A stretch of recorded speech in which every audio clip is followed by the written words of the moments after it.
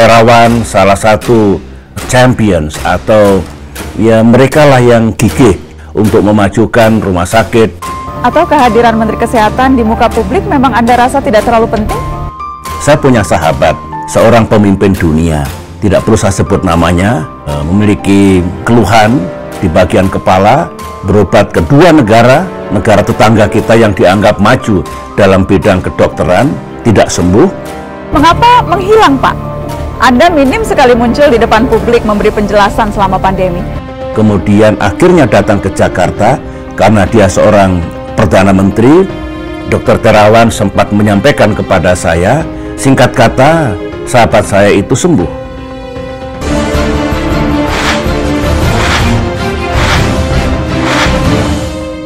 Menteri Kesehatan Terawan Agus Putranto, waktu dan tempat, dipersilahkan. Di saat negara-negara lain bahkan sudah berangsur-angsur bisa memperlonggar situasi, Pak. Kenapa kita tertinggal? Kesaksian SBY soal Terawan, pukulan telak buat Najwa Shihab. Pak Terawan, sampai sekarang kondisi pandemi belum juga terkendali. Data dan angka jelas menunjukkan itu. Di saat negara-negara lain bahkan sudah berangsur-angsur bisa memperlonggar situasi, Pak. Kenapa kita tertinggal? Polemik parodi kursi kosong Menkes Terawan di acara Mata Najwa sepertinya masih menarik untuk diperbincangkan. Banyak kalangan menilai aksi monolog Najwa Shihab itu adalah sebuah tindakan cyberbullying untuk melecehkan dan mendiskreditkan sang menteri. Pak Terawan, ada banyak Menteri Kesehatan yang mundur karena penanganan COVID-19. Misalnya Menteri Kesehatan New Zealand, Ceko, Polandia, Brazil, Chile, Pakistan, Israel, Public Health Director-nya mundur, Kanada, Public Health Agency Presidennya mundur. Apakah penanganan kita lebih baik dari negara-negara yang Menkesnya mundur itu? Menariknya, jauh sebelum polemik ini bergulir, Presiden ke-6 Republik Indonesia, Susilo Bambang Yudhoyono atau SBY, justru pernah melontarkan pengakuan bahwa beliau justru bangga dengan sosok Dr. Terawan. Jenderal Bintang 2 itu dianggap berhasil membawa RSPAD Gatot Subroto ke arah lebih baik lagi. Saya bukan dokter, tetapi tidakkah ilmu pengetahuan, sains itu berangkat dari common sense, dari akal sehat. Berkat keahlian Dr. Terawan, tidak sedikit orang asing yang datang berobat ke RSPAD Gatot Subroto Jakarta. Padahal selama ini banyak orang Indonesia justru berobat ke luar negeri. Saya menjadi saksi bahwa ribuan saudara-saudara kita merasa tertolong oleh Dr. Terawan. Terlepas apakah metodologinya masih dipolemikkan atau didebatkan, tetapi kenyataannya the evidence shows bahwa banyak yang merasa ditolong.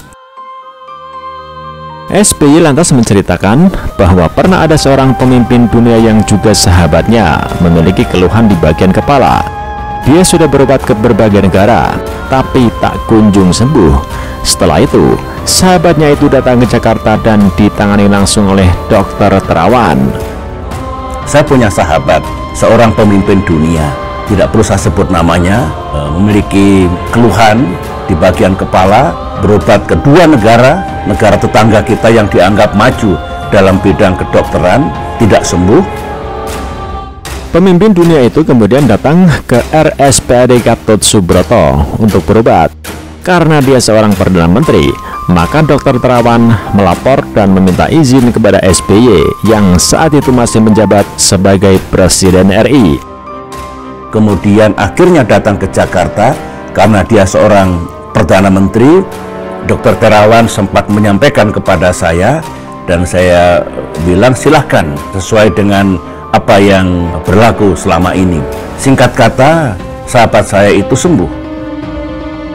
Kesaksian mengejutkan dari SBY ini menjadi pukulan telak buat Najwa Shihab yang atas nama kebebasan pers telah mempermalukan Menteri Kesehatan Terawan lewat wawancara kursi kosong di acaranya itu.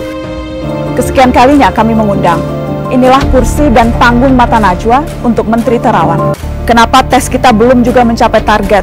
Kenapa resapan anggaran kementerian masih rendah? Masih saja ada disparitas antara data pusat dan data daerah.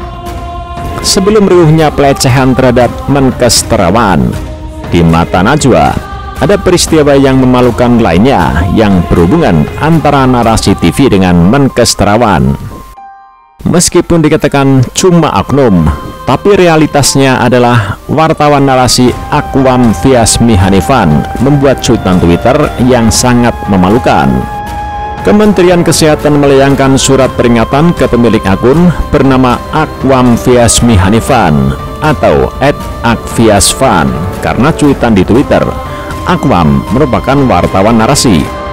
Cuitan Akwam yang dipersoalkan oleh Kemenkes adalah retweet cuitan Al Jazeera Inggris yang membahas anjing German Sniffer. Dalam retweetnya, opini ini bukan jurnal akademis yang memaksa kita riset data lebih untuk menghubungkan antara anjing dan kursi kosong, tapi cukup bagi seorang awam untuk membuka pertanyaan ke masyarakat. Siapa orang-orang ini sebenarnya? Mengapa begitu ngotot menyerang seorang terawan yang dalam senyumnya selalu dikenal memiliki filosofi? Hidup ini adalah kesempatan, hidup ini harus jadi berkat. Antara Anyer dan Jakarta adalah lagu yang merdu. Antara anjing dan kursi kosong adalah lagu yang sumbang dari narasi TV yang dimotori orang-orang media, bisnis, dan sosial politik. Gabungan tiga kekuatan yang luar biasa jaringan media, bisnis, dan sosial politik. Di masa-masa awal, program Mata Najwa begitu gencar dengan Jokowi, Ahok, Abraham Samad, dan tentunya Anies Baswedan yang entah sudah berapa kali tampil di Mata Najwa. Seiring dengan waktu, Abraham Samad sudah gugur, Ahok sudah jatuh. Yang tersisa di dalam adalah Jokowi dan Anies, dan Terawan adalah Jokowi. Menyerang Terawan adalah menyerang Jokowi. Dari data-data sederhana ini membuat kita bertanya, apakah Mata Najwa akhirnya sudah menjadi mulut Najwa? Artinya, program ini sudah ada kepentingan-kepentingan politis praktis dari vested investor atau para pelaku di dalamnya. Dan sekarang tiba-tiba Najwa lebih menggunakan mulutnya daripada matanya. Apalagi melihat Luhut yang sempat naik darah. Kamu ngapain memprovokasi gambar-gambar kayak ginian? Ini fakta Pak Luhut. Maaf Pak Luhut, saya tidak memprovokasi, saya menunjukkan apa yang terjadi di lapangan. Iya tahu, tapi nggak perlu lagi dianukan begini. Kita carilah sekarang topik-topik yang tidak membuat seperti ini. Kita semakin yakin ada yang lebih dari sekedar bisnis. Pertanyaan terakhir, mau kemana sebenarnya arah Najwa Shihab ini?